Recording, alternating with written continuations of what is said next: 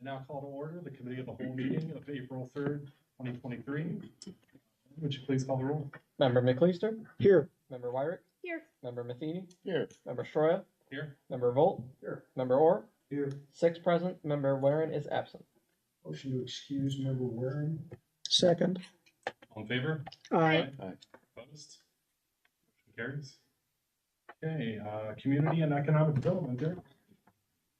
We have 2 items on our agenda this evening. The first is an ordinance that will repeal and replace Chapter 1153, off-street parking of the codified ordinances.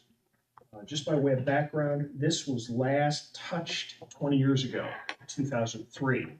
And we have a request from the administration to bring our off-street parking more in line with our Main Street zoning, give us a little more flexibility, and I'll go into that in just a minute. But I think it's important, first of all, is that, well, we're gonna have some discussion on this. Our end goal tonight is to send this to the Planning Commission. So we're gonna have plenty of time to chew on this a little bit. But it's important to note that the overall goals established in 2003 for off-street parking remain the same. They appear in the language. As I indicated, what we're really seeking to do, or the administration is seeking to do, is to better align our parking policies or legislation with what we hope to achieve through our Main Street zoning, particularly, as I said, the off-street parking. If you'll note, and I draw your attention to 115304, one of the hallmarks of this legislation is that we are going to move some of this from requirements to recommendations. The city will still have the approval authority, but these are the recommendations. These are the starting points for the discussion. So again, I think it gives us the ability to tailor what we're doing to specific sites. You say, why do we want to do this? Well, let me give you 2 practical examples. The first is, you may recall some weeks ago, we had the representatives from Acme here, the Allberg Brothers. That particular property has been long in existence. There's a huge amount of asphalt out there that serves no public good. It certainly does not support the city's economic development efforts. Could we, in discussions with the Allbergs, if we had something like this, revisit that site and through collaboration, develop a scheme that might work for the property owner and work for the community? And I think that's the key. This is a partnership. What works for the business and works for the community as well. Be balanced. Second example might be the Diebold facility at the intersection of Charlotte and Main. We have a number of outlots there. Could it be possible to redevelop some of those parcels as well? Or would we prefer to leave them in asphalt? Fair question. So when the owners of that complex would come to us and say, listen, we think we've got enough adequate parking here, we'd like to explore this. This will give us an opportunity, again, to work with the administration, have the administration work with the property owner, come up with a plan and approve that plan for that site. There are other uses as well. We've got a big project or 2 that might be coming along that might benefit from recommendations as opposed to requirements. And again, one of the themes that we have attempted to implement is this notion of collaboration on projects. Whether we're simply not simply saying, this is the reg and here, like it or leave. We don't want to do that. We want to sit down and come up again with a solution that works for the community and works for the business and maximizes benefits for both. So I think this is the approach. Patrick, what am I leaving out here? Well, I would add that in our efforts here, we're finding that the standards that we did have largely dated, not tied to what has happened in the economy and with societal trends in the last 20 years. To me, when you go up and down Main Street, the way it is constructed today, it's largely a giant parking lot, all up and down with small little buildings on it. And that's, it's throughout the city, but you notice it on Main. But when we take, say, for instance, a building on Schneider that's being attempted to be converted into an office to an apartment building, under the current code, they would be required to have one covered and one uncovered spot per unit, plus guest parking, plus handicap parking, et cetera, and so on. And in this particular instance, if that was adhered to, that would require them to buy extra land around them to make more parking. In talking with a number of places today, most of the apartments don't need a covered space, closed space, I should say, and an open space.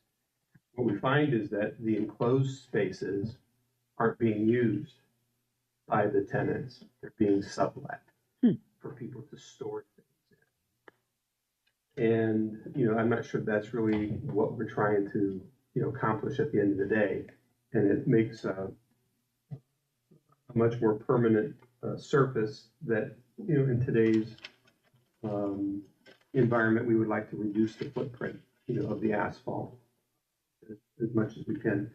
The other thing to keep in mind is that as we move forward from 20 years ago, and when that was written 20 years ago, it was taking into context the previous 20 years. But I think we can all agree that vehicles are smaller than they were 20 years ago, 40 years ago. So the size of this parking space makes a difference. When it comes to restaurants and quick service restaurants, require all the parking for those places doesn't take into account that we're mostly a drive-through. Most of the sales come through drive-through, not through in-store anymore. That we also have, Uber, Lyft, Grubhub that takes into account deliveries. We're not parking there. And as we move further and we look forward to the next 20 years, we talk about artificial intelligence, robo-taxis, driverless vehicles. It's happening in other communities. I've been into San Francisco, where GM's cruise division you see the vehicles driving around without people in them all the time. And so as this stuff eventually rolls out, the idea that we're still requiring the same number of parking spaces just makes for big parking lots, and there's other things that we could do. So we think that it makes more sense to kind of get in line with where we are, where we think that it's going, and being able to encourage redevelopment. It doesn't make sense to encourage redevelopment if then you have to buy another parcel just to put additional parking on. I think this would help. Well, what you should also note too is that if your parking requirements are too stringent, they really constrain your ability to reuse some of those smaller properties on Main Street. And I think we just have to acknowledge that. So we do want to make sure that, yes, we want to consider whether we want to use the word liberalized, but we want to be flexible. So we can get somebody, again, capital investment. I look at, for example, Shield Coffee in the South End and trying to think of the coffee shop up on Fifth. Tremont. By Tremont, but I mean, look, those individuals took two buildings that were basically unused and eyesores and redeveloped them. And I think Shale is the one I drive by regularly, is a raging success. Good for the community. Yep. So, I think I would just add one more thing about this, and I think this is what I find sort of ironic and a bit amusing is that during the late 60s, the city fathers decided consciously to create a community like the one Patrick described. Here we are now 60 years later trying to go back to the old North Canton. Trying to get back there to have that pedestrian appeal, etc. So let's open it up for questions, Mr. Matheny. Yeah, I have a couple. At one point, it talks about setback off the street. Is this going to affect current issues? So a week ago, I had breakfast at Crow's Nest, and I know their parking backs up right to the street and the laundromat that's at the back of that. So I'm assuming that we're not going to retro this. It's These will going be grandfathered in. to, okay. That was what was one concern. They did want to affect businesses that we currently have. Correct. And then to Mr. Diorio's point about vehicles being smaller now, I drive an F-150. Pickup trucks, F-150s are one of the largest selling vehicles on the road right now. My vehicle's 7.2 feet wide. That leaves me 11 inches on each side on the 9-foot space. I can't open my door. At 18 feet long, my truck's 21 feet long. I can barely fit in my own garage. I got about 3 inches on the front and 3 inches on the back. And that would put vehicles into those lanes between the parking spaces. And I think that might need to be looked at. Let me respond to your question with this fact. If we look at the process, there's a site approval process that will be determined by the administration. There is absolutely no reason, at least again, we're talking about recommendations. In my view, there's absolutely no reason the administration couldn't create two widths on one site. Let's assume you've got 10 spots, 7 of them are going to be the smaller, 3 of them you reserve for trucks. Nobody necessarily parks in reserved spots. They're gonna take whatever spots open. But the point being at 9 feet and 11 inches to open car doors, It's pretty tight. it's gonna be pretty tight. And those smaller cars that are coupes instead of sedans have longer doors. I just, Well, I'm concerned. yeah, but to push back on that, I mean, the current standard at 10 by 20 wouldn't help you with your tank. You're already, I'm a foot out instead of 3. So if you got 2 trucks backed up and you've only got, and you're narrowing the space in between the parking spaces. I just think that backing in and out with a 20-foot or 21-foot truck, it could be a concern. And I think it's something that we should look at. Let's kick it around. Yeah. I mean, and again, the idea is that we want to, I like where it's going, making it more business friendly. Can we be flexible about it? I have great confidence the administration can figure something out at the end of the day. It doesn't have to be all or nothing. So we'll go for that. But to your point is Old England never parks next to cars with big doors. I get it. Christina. I am excited that we're talking about this. I think just if anything we can do to be more reasonable to businesses. And we have an urban city center, you know? I mean, maybe we were trying not to at some point, but now we're trying to, like you said. And I remember I brought in some representatives from Main Street, Ohio a few years ago, and they walked our downtown and they were like, yeah, it's all parking lots. Like, what are you going to do here? And I'm like, yeah, I don't know.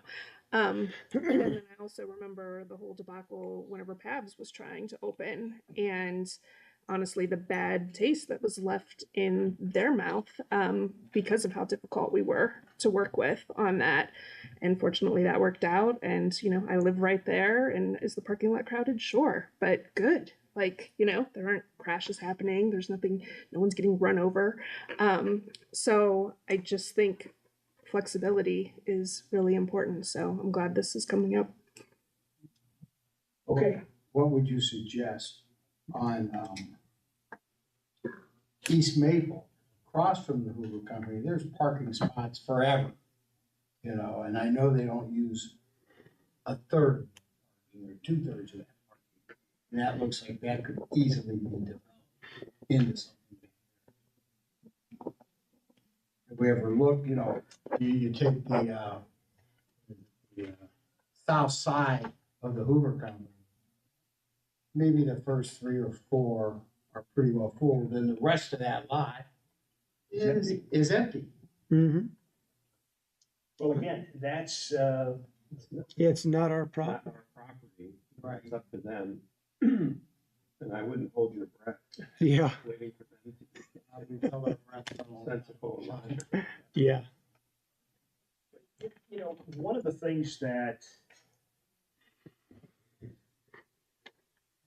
I think a future council and administration may want to wrestle with is there a role for a municipal parking lot, municipal deck? Mm-hmm. I look at redevelopment in other communities. These are very, very common. I'm not sure of the ownership, I want to be perfectly honest with you. Yep. Parking decks Hudson. are not inexpensive to maintain. They go up easily, but, they have fairly significant maintenance costs. But that may be something down the road as we. Mm-hmm. So, And that's part of the master plan too. I think, we have in there adding some sort of shared parking. I mean, I know, it would be helpful to the library right now if there were some kind of shared parking. Yeah. The alteration place, and there's a coffee place now there. They're all fighting for whatever space is available. Mr. McLeaster? I actually want to echo what my two colleagues to the left of me said. So you brought up PABs, and I can vividly remember that approval process as I was a member of the Planning Commission at the time. And while I think they needed more parking spaces than what they originally wanted, they certainly don't need, at least in my mind, everything that they have there now. So I think becoming a little more business friendly, I think makes sense. You referenced earlier, possibly with the Albrechts up there at Acme. I mean, my gosh, if we could get to the point where maybe they could have some outlots out front, almost kind of where the old Wendy's, what was it, Charlie's Cheesesteak is, maybe even along the front, a couple more outlots would be great. But I also do echo what Dave has said. I'd be curious what the Planning Commission says. I am a little bit nervous about 9-foot wide parking spots and 18 feet in length. So just a little nervous. I mean, I don't drive a huge car like you do a tank. But it seems like 20 years ago, there were big cars. People were driving, Arnold Schwarzenegger and his Hummers, then the cars got smaller, then they get bigger. It seems like they go back and forth. So they might be smaller now, or are they going to remain smaller? But I don't know. I would just a real quick comment. I would be very careful using the disparaging word tank, because Mr. Matheny is environmentally sensitive. And committed to green So, energy. yeah.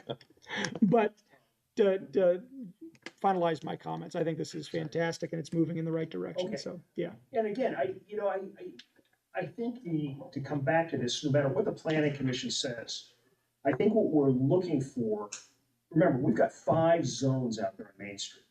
Mm-hmm. Okay? What we're trying to achieve is flexibility to meet development requirements, whatever they may be. Sooner or later, we're gonna have to trust the administration to work with an applicant to come up with a good plan. To caveat that, these regulations are effectively already in place for the main. They're already there. Mm-hmm. So this proposal would essentially expand to general business A, general business B, that would Yes. be what's in Main Street. So Main Street's already 9 by 18 with no minimum.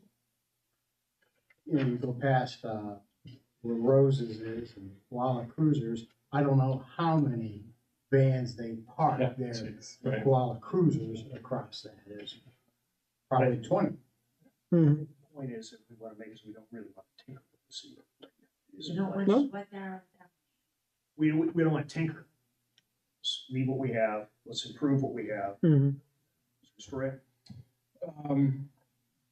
I like the idea of the variable parking spaces. I mean, the option of that, like some bigger, some smaller for everyone that drives a tank, like Dave, there's one that drives a motorcycle or a sports, like what are the Honda Fit or whatever those tiny ones are. Yeah, Prius, sure. So I mean, but I don't know how you would enforce it because it is first Yeah. come, first served. People don't pay attention where they park.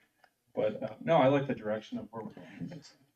All right, so if there aren't any additional comments from the administration or from council, what we need to have is, and I'm gonna make this motion, that we send this to the planning commission for its review and recommendations.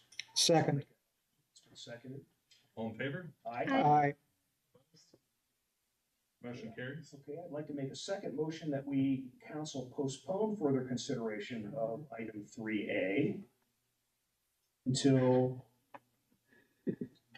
planning commission returns this matter to us.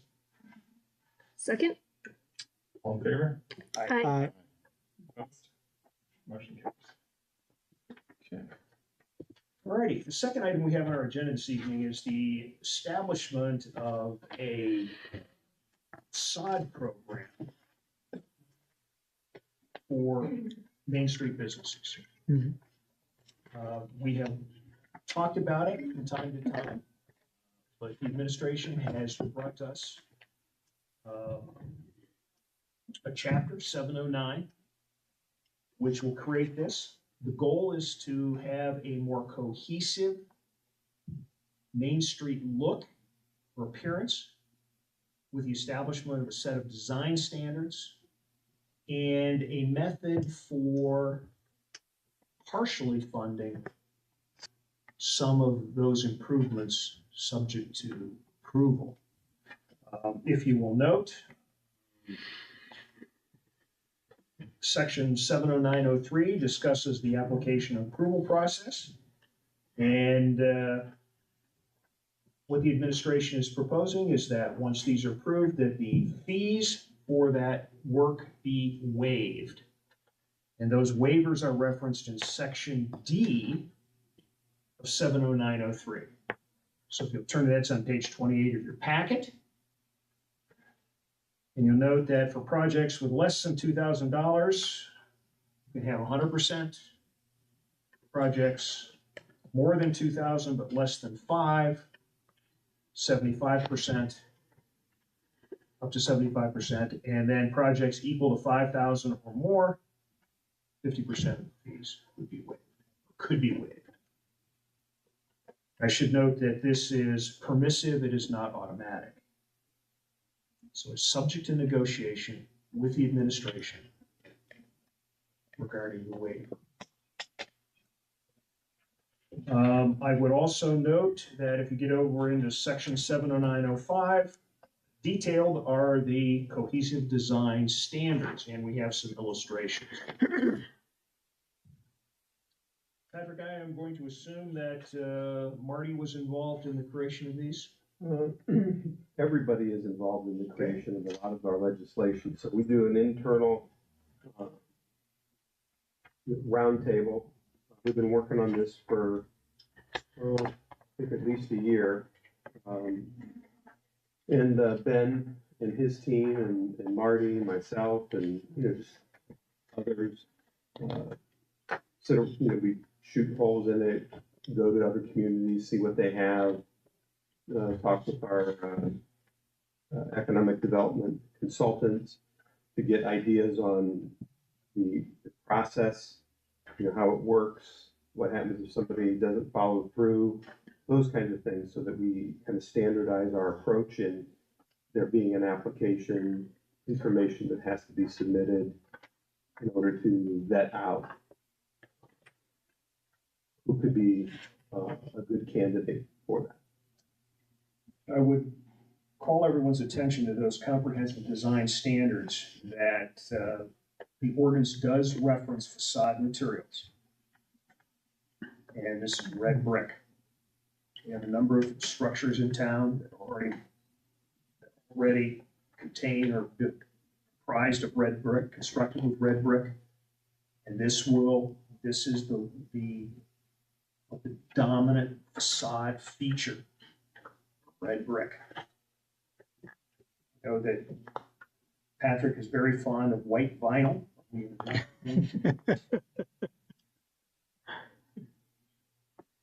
So we don't think that I would not think this would be a hardship. We're appealing to use something that's already there. If you drive up and down Main Street, D Hop's got red brick at his office. 4 illustrations here. We've got churches with red brick. Fire station brown. Library, brown. Yeah, it's light brown. Mm-hmm. But it's a mid-century design on that. With City Hall. Mhm. City Hall. It's an abomination. Concrete. Yeah. I mean, There's some red brick. Mhm. Just a little bit. Yeah. A little bit. And of course, the large Hoover office building, red brick, right? Mm-hmm. But again, it speaks to where the community wanted to go 60 years ago. Yeah. So, okay, let's open this up for questions or comments. This is one we do not need to refer to the planning commission tonight, so we'll run this up for a first reading. But before we do, Mr. Matheny, questions or comments? Yeah, just a couple of questions, and maybe Mr. Diorio can run me through the process.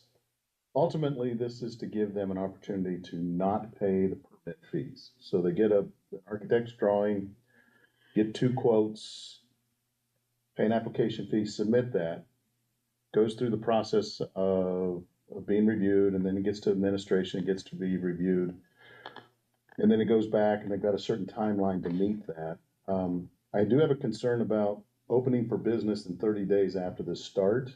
I don't want to hamper businesses that are still working on the inside. I think O'Charlie's came down to a lot of the outside work was done, but it took a long time to finish the inside. So I want to make sure that they don't lose their waiver of fees, after that's done. And then I have one follow-up question in terms of the fees. Well, let's say that, what we're really targeting here is, we're really targeting an operation that that's actually open and stay open, but they're trying to improve their facade, tie it into this cohesive look. So,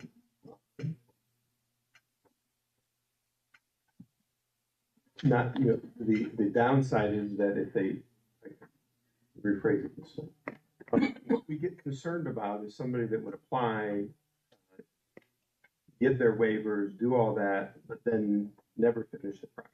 Mm.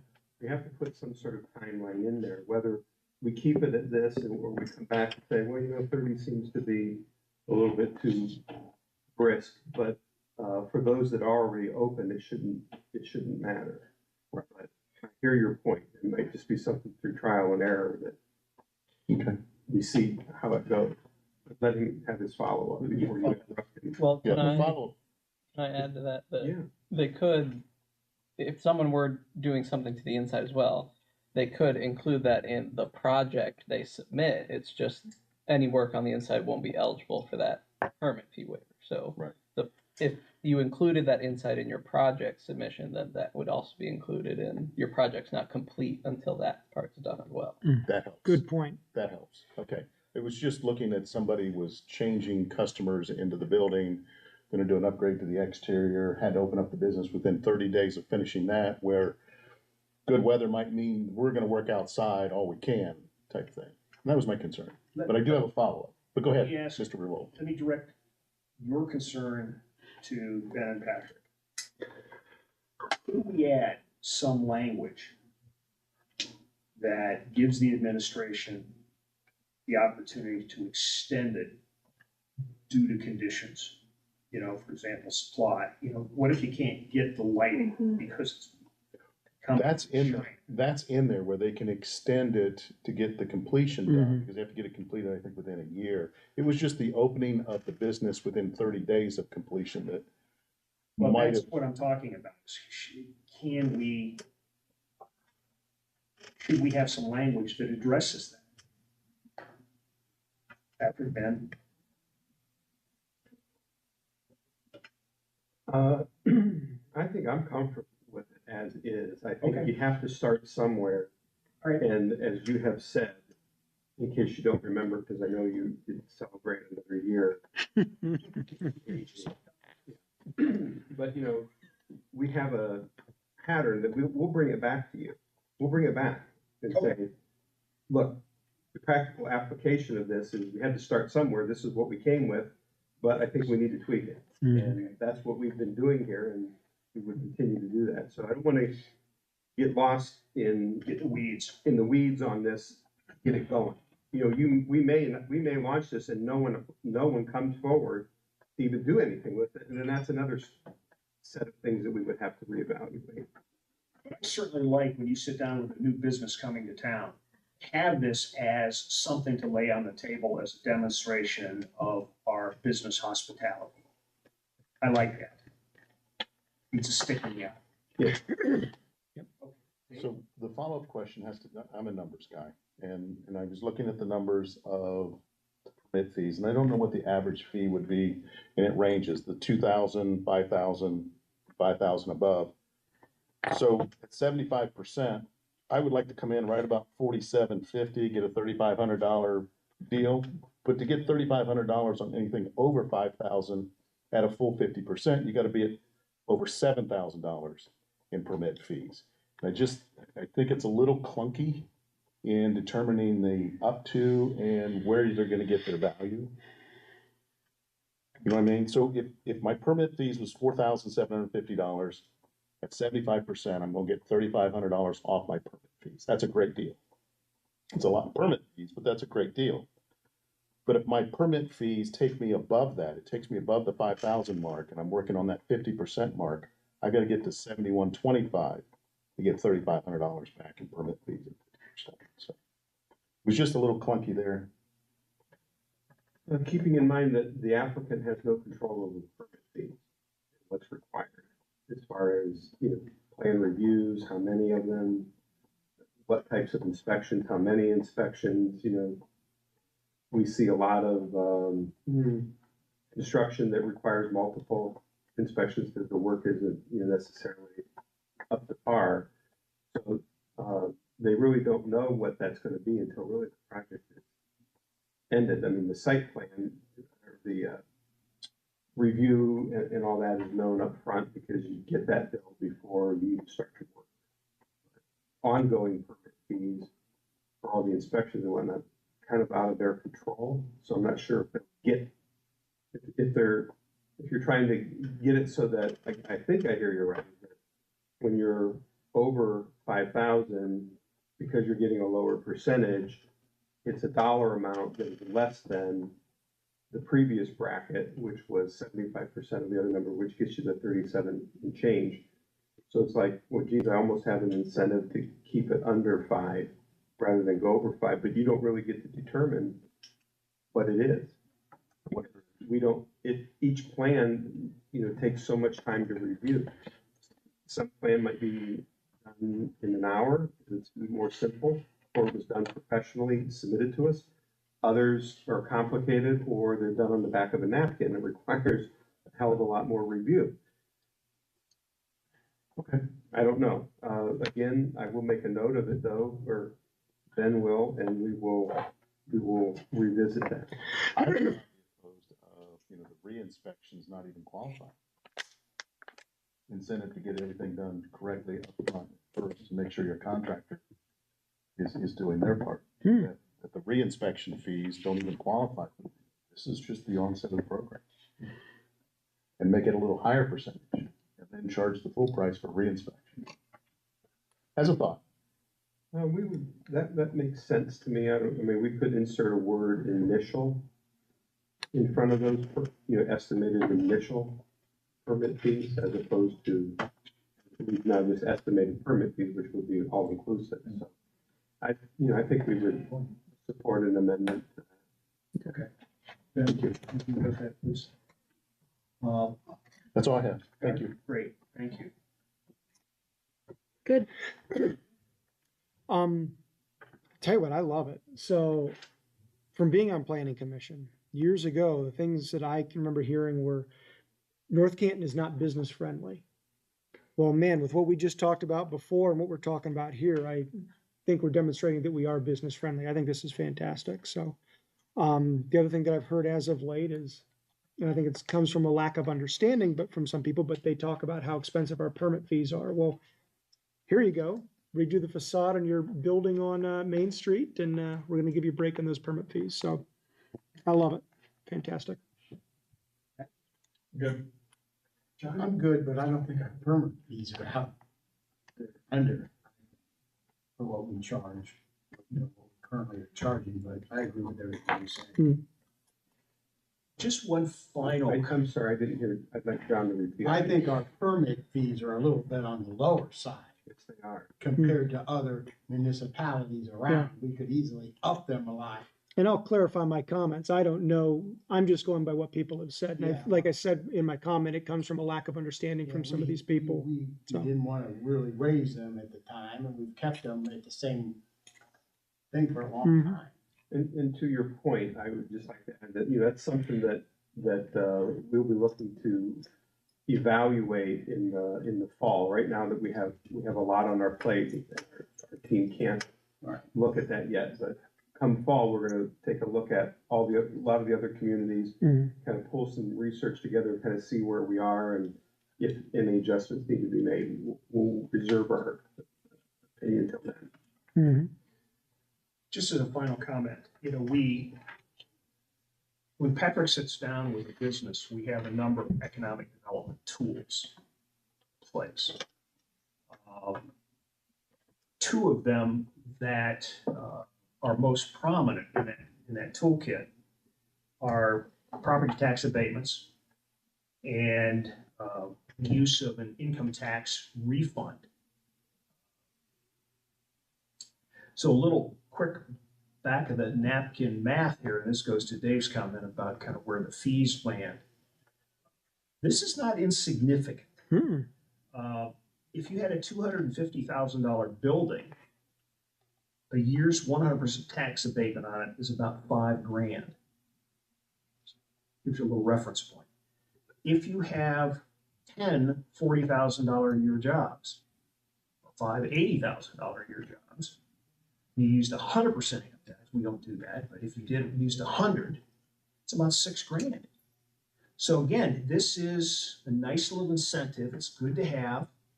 It's a great tool for the administration to use in negotiation to get a project where we want it to go, maybe over the finish line. Yep. So, okay, we've gone around the table. We'd like to make one amendment that's been discussed. And I'd like to make a motion, place this on the agenda for our next council meeting. Second? Wait, what's your amendment? It was the use of the word initial. Okay. And Ben has captured that. Not in your head, Ben. I'll have language next time, yeah. Thank you, sir. All right, so it's been moved and seconded. All in favor? Aye. Aye. Thanks. Motion carries. Thank you. Okay, moving on to finance and property, I will head the discussion since Stephanie is not here. 4A has to do with the selling of a ambulance that is no longer in service through an auction. There's not much more to this, is there? Yeah. I mean, it's pretty simple. Jamie, you're not allowed to buy it directly, but you can buy it from the auction. And am I missing anything else? Yeah, we'll have to advertise it for 2 to 4 weeks. Yeah, Hmm. At least twice, 10 to 20 days. There's all kinds of rules. It's in Ohio Revised Code 721 to dispose of property. of this piece. We will probably have a city auction maybe later in the year with other equipment, but this specifically, we're ready to dispose of. We replaced it last year. Can we call ambulance Vana? I'm sorry? Can we call ambulance Vana? It was really like 721. Better than 10. Yeah, not a tank. Any other comments, questions on this? I'll make a motion to move this onto the agenda.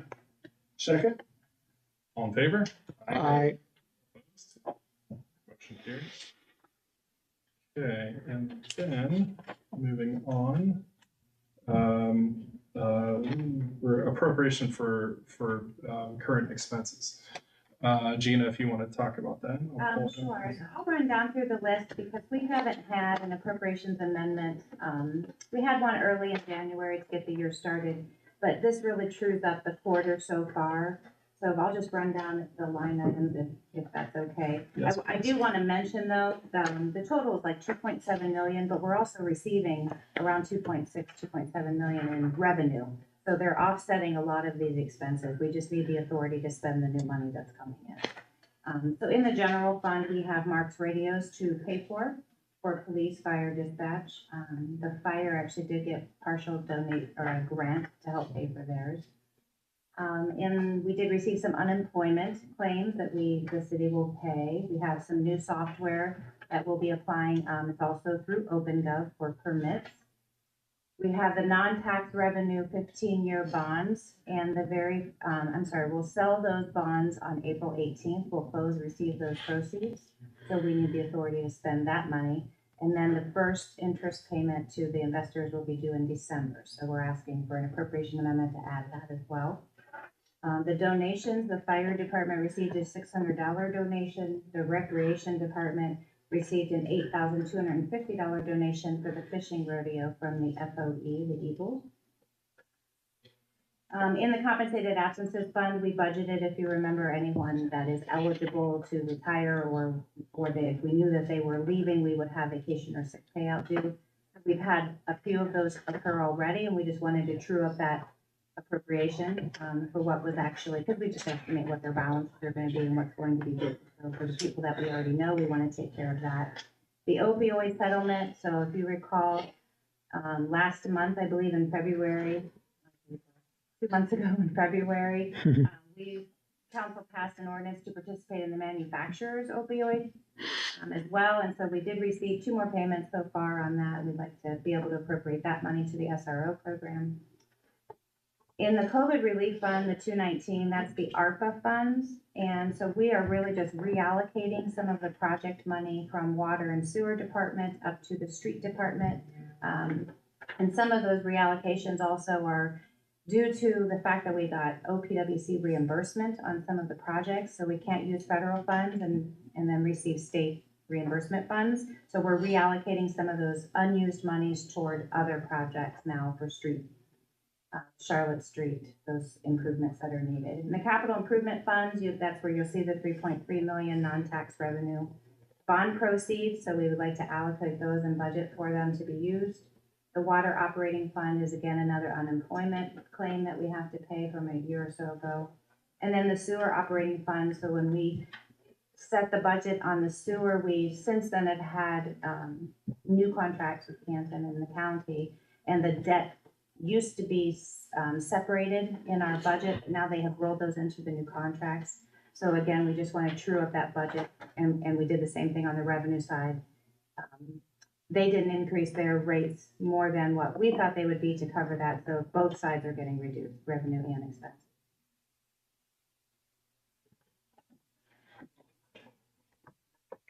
Thank you, Gina.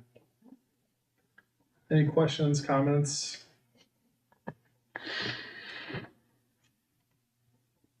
Dave? I'm good. Christina? Jamie? I'm good. Good. John? Good. I will make a motion to move this onto the council agenda. Second? All in favor? I, Opposed? Motion carried. Okay, moving on, John. Now we've got 2 things to discuss. The first one's an ordinance even in replacing, chapter 351. This is more for parking tickets. There's no place to really appeal the parking tickets. So I think it's, you get a parking ticket for $5, penalty or something of that nature, I think. Yeah, go ahead. When you're ready, I'll fill in some of the blanks. So, Yeah, go ahead. this is a pretty comprehensive, review, rewrite, and reanalysis of parking generally. And it's not just parking on the street between 2 a.m. and 6 a.m. we're talking about here. We're talking about mostly the issues that we have are parking on unauthorized surfaces. People parking in their yards. On my way here tonight, came down Overland, 2 vehicles pulled up in their front yards. The reason why they shouldn't be in the driveway, stuff like that.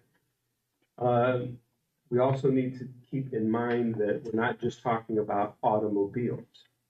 We're also talking about trailers that can be moved, that carry a boat, that carry tools, that carry whatever, parked on unauthorized surfaces. So as I drive around, these matters are becoming more and more prevalent in all parts of town. There isn't any area that's exempt from it, really. So I want to share with you, though, some of the frustrations that we've had to get to the point where we've fixed it. So, having been here, 5 years, whatever it is now, for me, we had the intentions in administration to start moving forward with this, trying to address this matter. But with the previous players, personnel that we had, run into problems. So if it wasn't, I didn't have a nuisance inspector that wanted to go out and do the heavy lifting, wanted to do just easy things. When we get somebody else in, then I got the law department, the law director at that time, who every time we thought we had it right, we'd come back and he'd rewrite it again. And we never got to the point where we could launch a program. So, as you know, we've replaced with the state bill, we've replaced the law director, and we've replaced a lot of administrative personnel to get this thing to launch. So we've been working on it internally.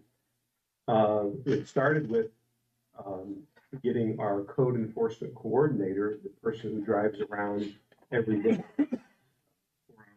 looking for things, turning those issues into me. I review them, review the pictures, and then we would send it over to enforcement.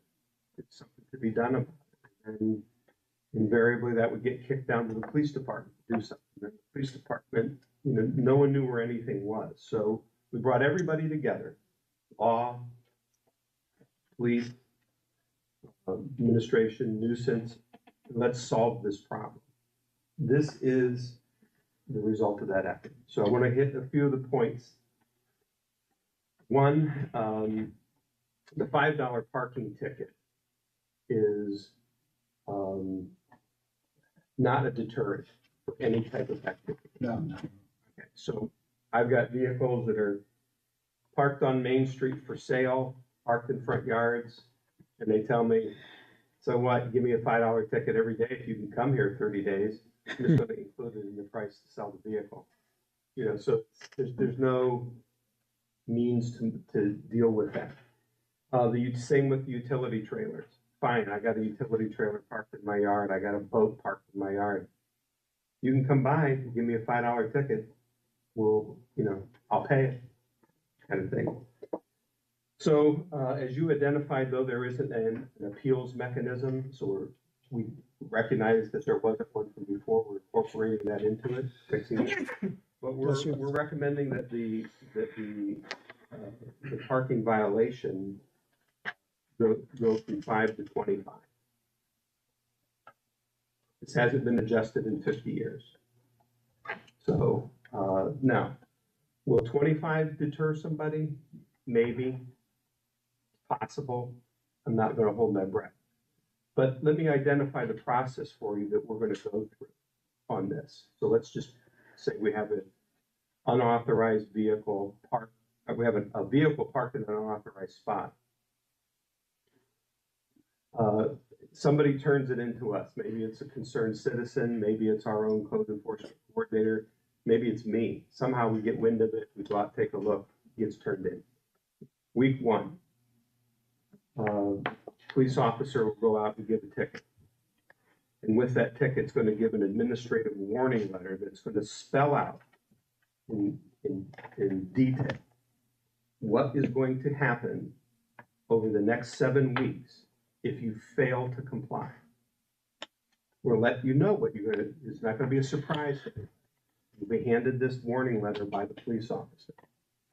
One, you get the $25 ticket. Week two, they're going back out to see if you've made any effort to remediate this problem. If you don't, you're getting another ticket. Week three, they go out if there is still no sign of remediation. They're getting a $25 ticket, and then the police officer is notifying the zoning department that this issue, which is in violation of the zoning laws, requires them to remediate it. The zoning department will issue a warning letter to the resident, to the owner of the property, that this situation needs to be resolved. You have 30 days to do it. That letter is going out on the third visit from the police officer. Week four, a visit from the police officer. Week 5, week 6, week 7. At the end of that time, your 30 days on the zoning letter will have expired. If you have done nothing, now it's a zoning violation, we're going to go to court. Zoning violation is $150 a day. You go to court, we'll seek relief to have your vehicle impounded if necessary. And then all the fees associated, this will likely end up on your tax duplicate that the city has expended.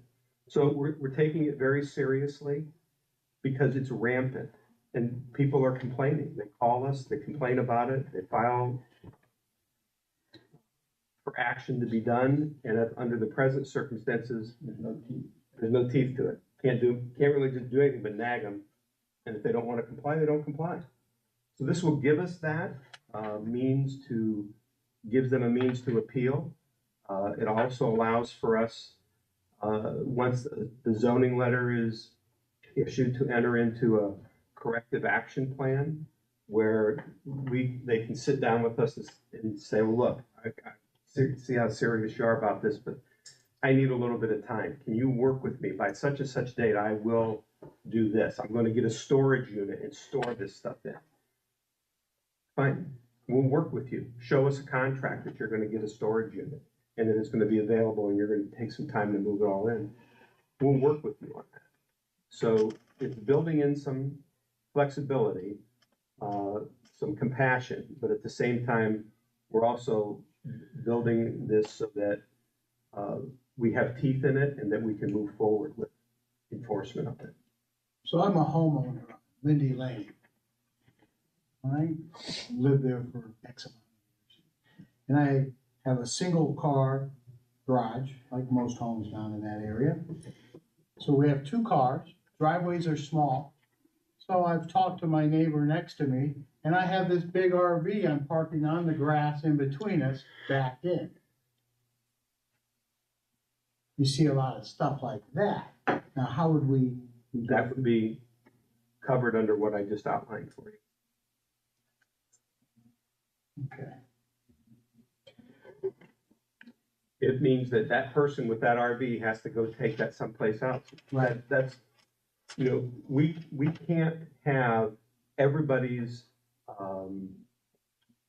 property subject to the rules that they want and only what they want. But, If you want that, go move to the township, yeah. because that's where you can get away with all that stuff. Exactly. You know, that's why people live in townships with no zoning. I don't know how it will be accepted because they've done it for so long.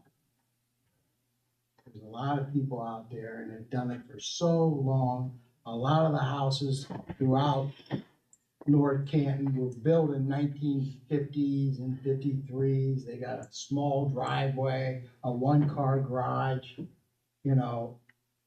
I just think we could be asking, you know. And we're sending out the police department 7 times.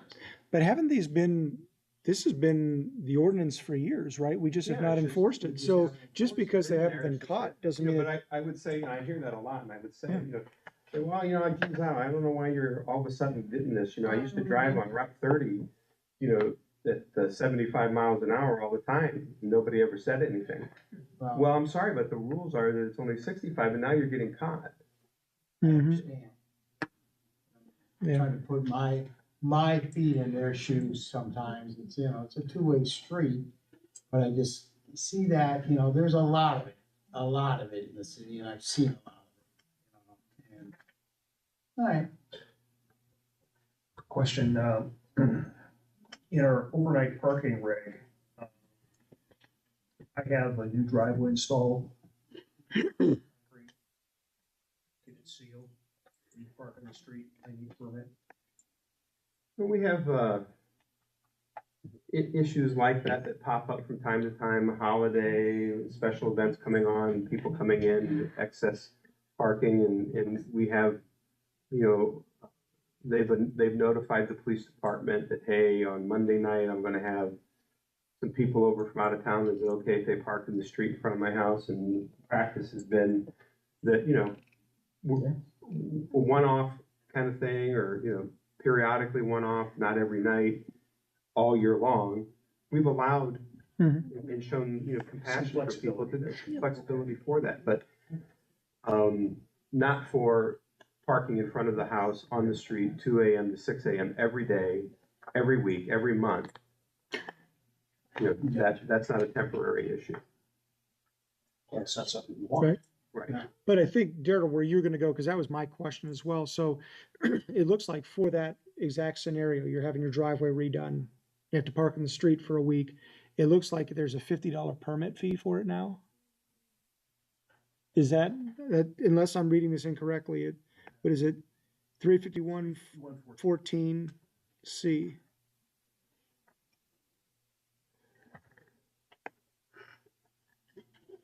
And then I guess the question, permit shall permit one vehicle. So if I've got a vehicle and my wife has a vehicle, is it now $100 to park in the street while our driveway's being poured? 14? Yeah. Yep, I believe see, that's for 3 months. That's temporary permit for 3 months. I'm sorry? That's temporary parking for 3 months. 3 months. Okay, so what would it be for, like, hey, a week, my driveway's being poured tomorrow, I need to park in the street?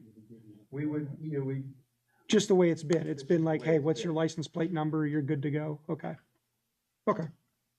Thanks for the clarification. Can you speak to the removal of the misdemeanor clause? Is that so that this can move into the zoning side of punishment? Yep. That's why it's been removed? Yep. Okay. Well, it also, looking at other cities in Stark County, reflecting, we're not gonna throw you in jail for parking ticket. So we took out all the misdemeanor violations, because it's just gonna be a parking ticket. We're not gonna try and jail you or Good. take you to Canton Muni Court or. Okay. I think we're putting teeth in it on the other side. Mhm. Makes sense. Just wanted to clarify. great question. All right.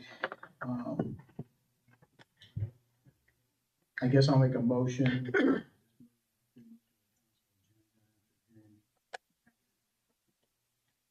Second. All in favor? Aye. Opposed? Motion carried. We have an ordinance establishing chapter 1313 of the codified ordinance of the city of North Canton, thereby creating regulations for establishment and maintenance of grading and drainage on lots in the city of North Canton. I think this is part of, 948, I believe. It's making sure that the water is running off properly, going, the right places. We're just setting the requirements. We need to set the requirements which are in the packet, and they'll work. And, the other, on 948, it makes you're paying attention to other things. Your neighbors, and where it's running off into the street and stuff of that nature. And this is just probably mostly for new building or new construction, or if there is a case out on Main Street or whatever, businesses, because it's just residents on that. To put a fine point on that, we think that, for new construction, the subdivision regulations really dictate what's happening with grading and drainage. The intent of this, and I must say this was on my bucket list as an administrator to get done. Because what I have seen over the last few years are instances where on existing residential, people are wanting to bring in loads of dirt to regrade their property. And in that context of regrading, they're causing the water to drain onto an adjoining neighbor's property of an existing home there. And we had this, there's a number of examples. We had this down on, with a former councilman relative, who moved into the community, bought a home, loved the home, fixed up the home. The home was on one of those TV shows. And then the neighbor next door brought in a lot of dirt, regraded the land, and sloped the water, the soil for the water to run to this person's house. Now this person's house has got water issues all the time. And we had no ordinance to really address that. So we've been working on this really since that time, and there have been other examples of other constituents throughout all 4 wards that have done similar things.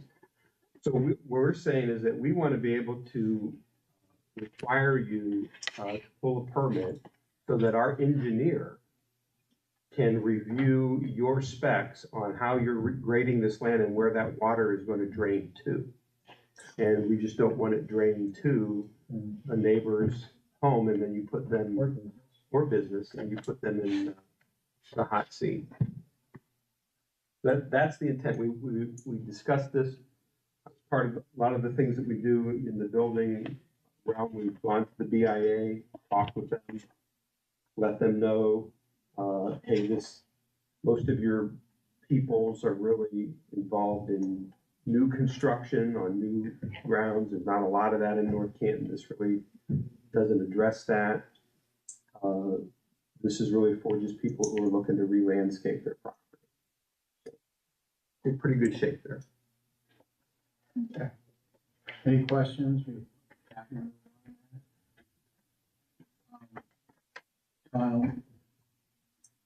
Make a motion that we move this to the next council. Second? All in favor? Aye. Opposed? Motion carries. John, you were last one. Oh, let's see. The vacation rentals discussion. What do you have anything to add on? Oh, go ahead. No, I didn't even know this was on it. So I guess this would be where the Airbnbs and that type of stuff, technically they're illegal That is correct. in our laws. They're illegal. So, you're probably finding out a lot of this on the rental registration, Yes. So I would say, let's talk about it, because there's quite a few Airbnbs and B&Bs or What did you call them, Matt, earlier? Verbo, Mhm. VRBO.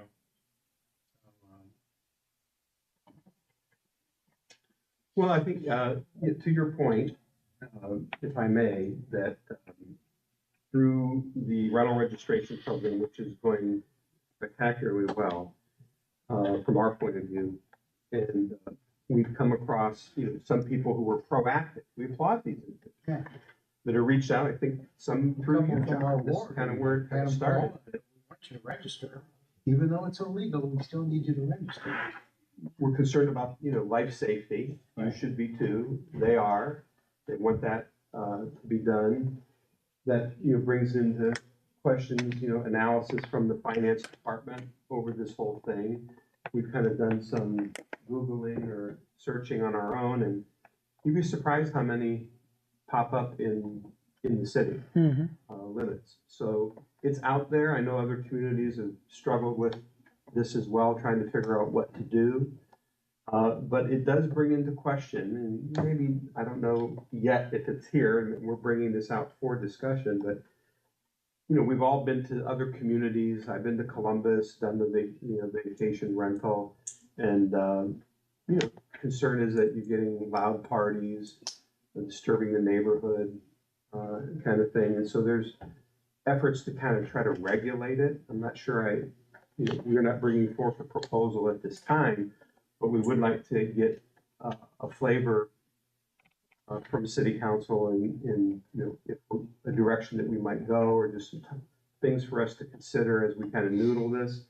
It is not something that I believe will be slated to be resolved this year, but as you've heard with these other things that we do, it takes us about a year to completely vet it all out between all the various different places, legal, building, police, fire, blah, the whole list. But we thought it's appropriate because it's on our radar now. But how are we handling, when they go to apply for a rental registration? What are we telling them? Ben, what do we tell them? At the moment, we're asking them to comply. So is it legal? Technically, no. Are we But telling them? that, I guess that's part of the reason we're So here I think tonight we is have- to ask. I think we have- Part of the reason we're here tonight is to ask, the people that are coming forward, their properties are immaculate. Right, They passed first time, 3-year license, no issues. right. So now we But have, there could be a bad actor. So I know from my time at Walsh that there are wealthier students who will rent an Airbnb on a weekend because they couldn't party at Walsh to party at the Airbnb. I believe the ones I'm aware of are all in Clayton Township. that's why you live in the town. But so part of the reason we're here tonight is, does council want us to crack down on these people or let them keep going? My perspective, I think the second option, legalize and regulate, is the best approach. The administration should pursue that. Clearly, we want to make sure that, like all of our other rental properties, that they meet a minimum safety requirement. CO detector, smoke detectors, etc. I think that just is common sense. It is a rental property. It is a business. So let's address the safety issue. Have they, But- okay, go ahead. Quick, I'm gonna lose it. I'm gonna let it linger here, given my age. I think the other thing is this, is that if I think it's best to have a policy written that if we have repeated violations of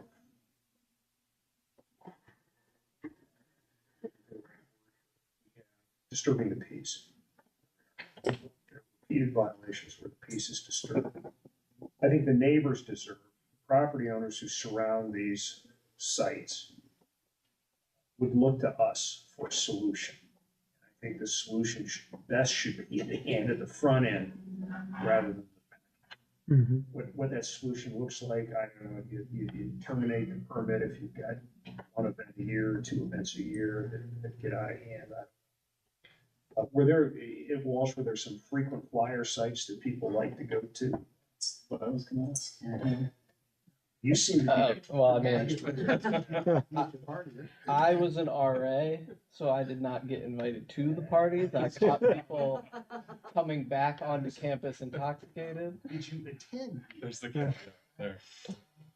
But I think it would be just a good idea. Mhm. And again, it's like everything else. I think if forearmed is the best way to do it. Again, to the theme that we've mentioned tonight, I don't think we need to be oppressive. We know that we're dealing by and large with people who are approaching us are good, responsible folks.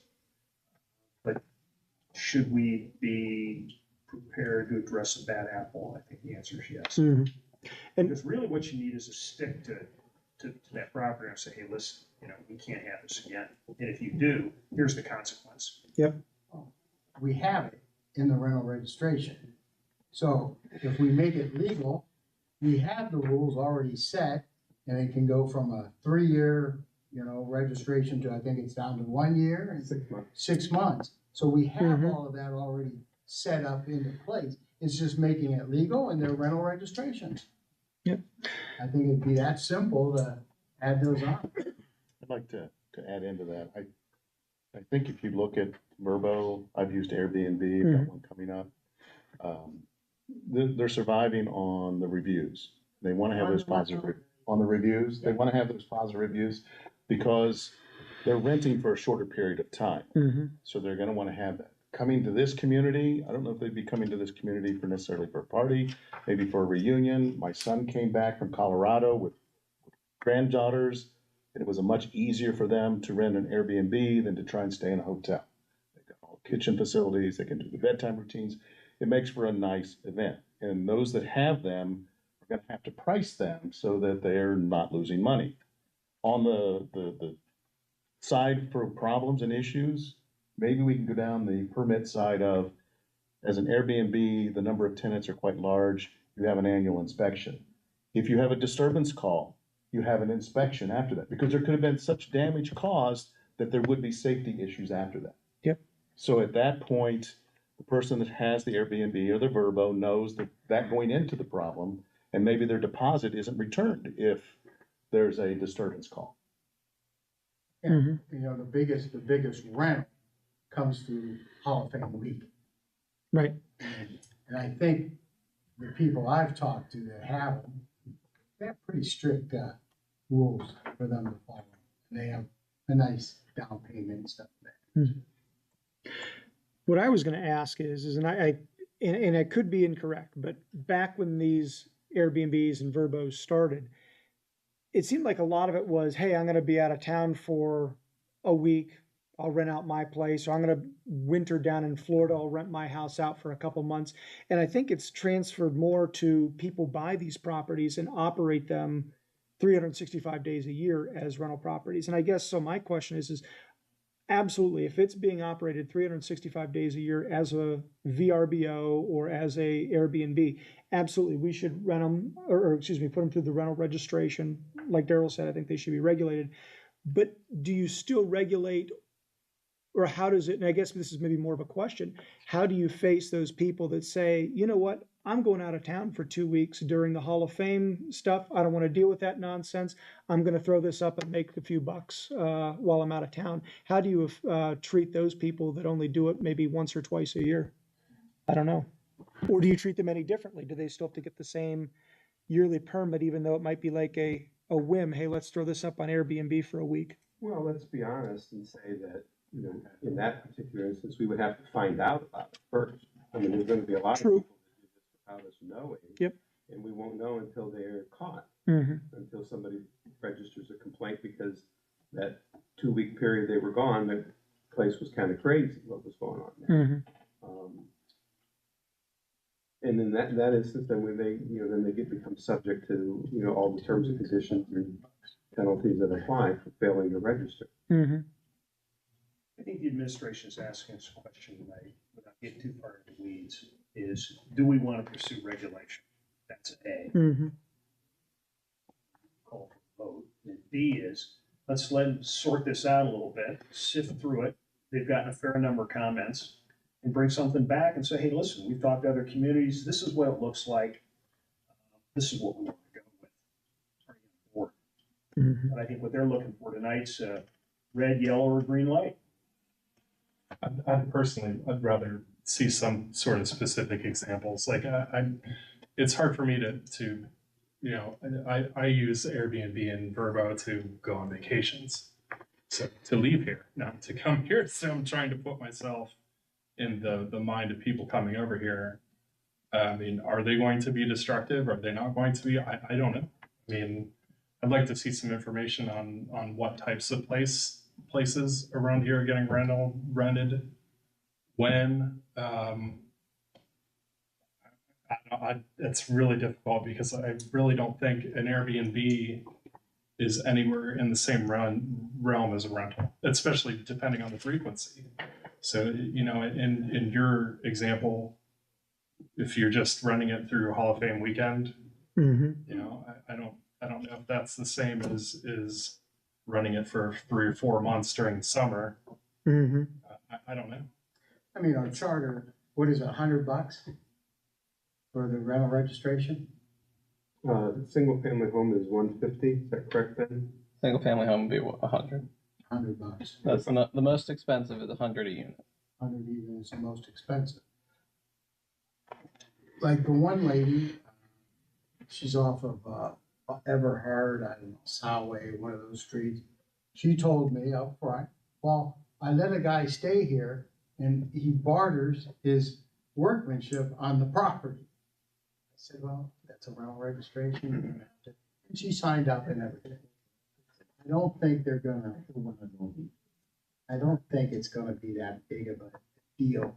Because for $100, I don't care if it's 2 weeks or what, they're gonna be making their money. And I really think we're getting more of a family. Say families can't have blowout parties.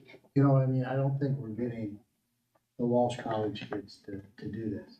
I think getting back to what Daryl said, green light, right? Mhm. And I don't think that administration's saying that the Airbnbs and Verbos are going to be using the exact same rental registration requirements. I mean, maybe you are, but I think we're just saying, research it, figure it out, you know. But yeah, Yep. let's give these people who are visiting our community somewhere to stay besides the M-Star. I mean, I think we can agree to that, right? Currently, And we have to make it either, is it gonna be legal or not legal? Because legal. we are sort of bending the rules right now. I have an Airbnb, I know it's not legal, but I'm running it and registering it to be a rental. Is that how I mean, But is it in that same category? Mhm. That's the question. Yeah. yeah, I don't know. And for administration, how Plus- how would you prefer to look at it? Would you prefer to look at it as a rental type angle or something different? Well, I think, thank you for asking. I think where we are at with it is, you know, it isn't so much the concern with the one-off 2-week rental at the Hall of Fame, but to the extent, what is being rented? All right, so, and how are people being accommodated? So for instance, on the example that I shared with you when I was in Columbus, there was, you know, the house sleeps 14, had the whole house, and there was 14 of us there, but 7 people were sleeping in the basement. Mm. All right, so there was no, you know, there's fire code on that there has to be an escape route other than just the steps that you Mhm. went down. You know, glass block windows, you know, those are the things that we're more, you know, concerned about. You want to do it and you're like, well, you know, I finished the basement last year and man, somebody could sleep down there for a couple of nights or a week or whatever and, you know, and then something happened. So that's what I'm looking at it from the standpoint. I don't think that there's a lot of, I don't think there's a lot of money to be made in this community with this business model. Because as you said, a lot of people are not looking to come here, looking to leave here. Good point.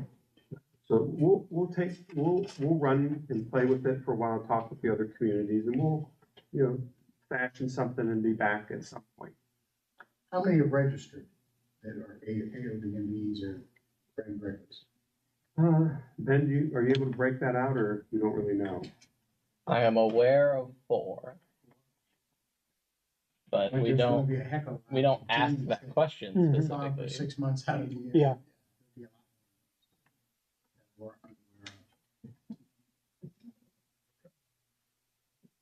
of. Okay, there's no need for a motion or anything, so we, you want a motion to pursue it? No, I don't think so. I think I have a sense of the council.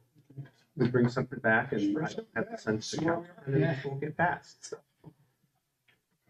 Thank you. thank you. Okay, street and alley, this is me. Okay, so, this is replacing and repealing and replacing the subdivision regulations. I read through this.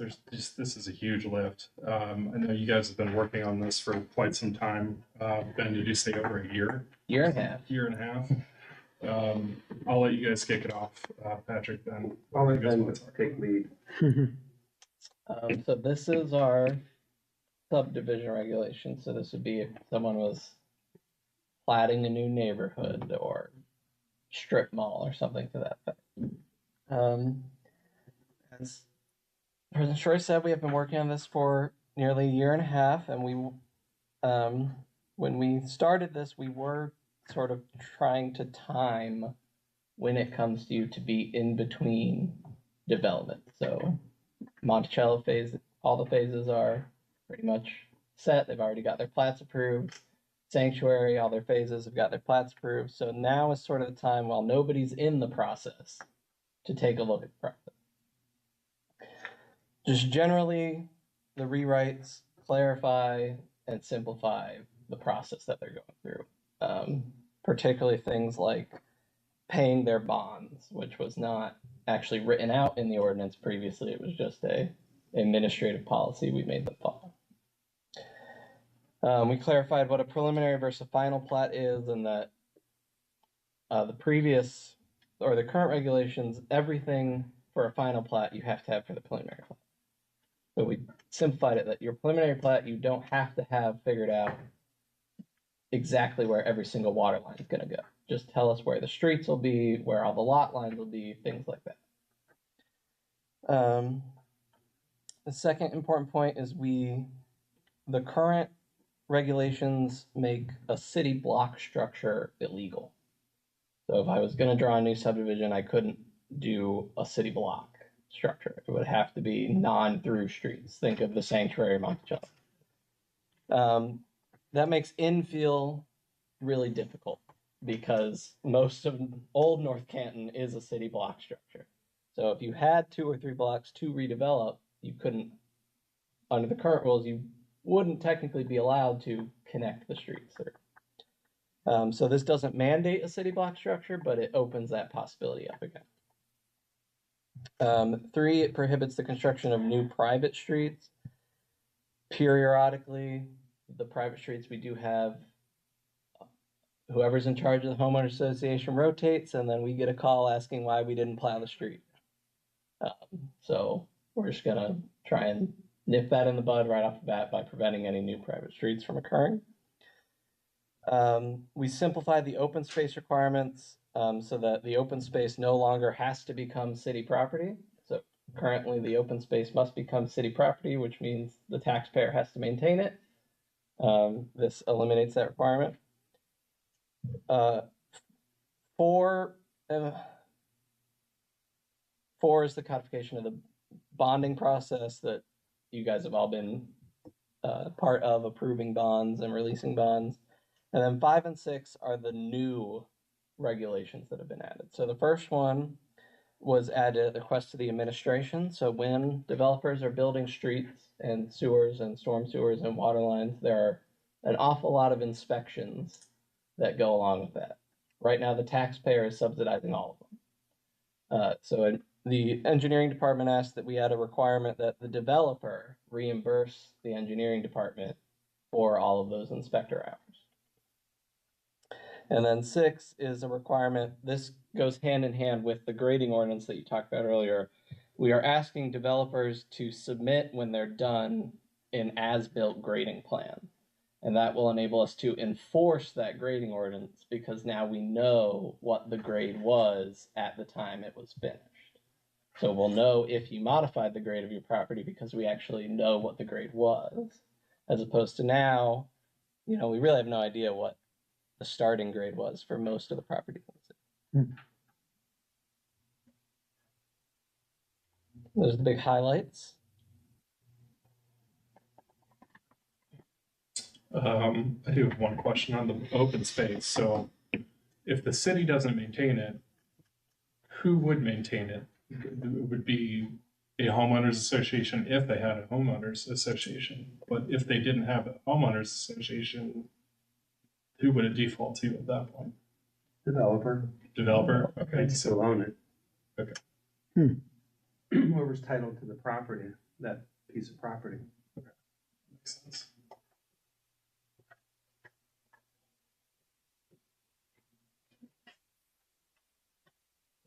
Questions, comments? Do you want to add anything, Patrick? No, I think Ben covered it well. David? Good.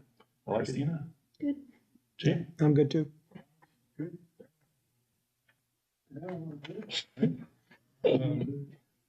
I will make a motion that we send this to the planning commission. Second. All in favor? Aye. Opposed? Motion carries. And motion and a second, I'll make a motion to postpone further consideration until the codific ordinance, the conditions are met. That motion? Yes. Was there a second? All in favor? Aye. Opposed? Motion carries. I will entertain a motion to adjourn. Second? So moved. And then you can. Second. All in favor? Aye. Aye.